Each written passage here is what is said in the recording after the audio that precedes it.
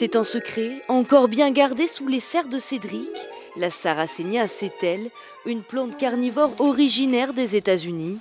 Sombre ou colorée, ces 6000 spécimens ont tous la même particularité, celle d'être un piège à insectes redoutables. L'insecte va être attiré par un nectar qu'il va y avoir au niveau de l'opercule ou du péristorme. Cette partie-là va être très glissante. Donc là, c'est là que l'insecte va tomber et il va être coincé en fait dans le tube. Une anatomie qui a fait de cette plante l'ennemi juré du frelon asiatique.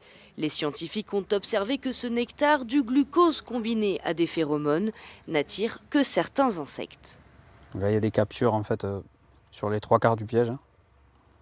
Donc là, il y a beaucoup de papillons à cette saison, on va avoir beaucoup de papillons de nuit.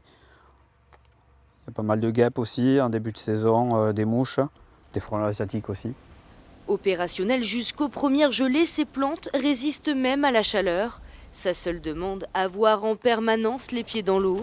Un entretien auquel s'astreint depuis quelques années Frédéric. Il a adopté des Sarracenia.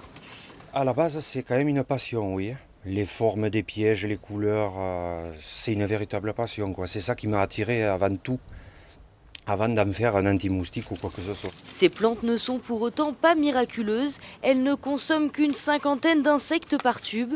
Pas de quoi éradiquer les frelons asiatiques de nos jardins. La Sarracenia promet seulement un peu de tranquillité qui vous coûtera entre 15 et 4 000 € selon le plan.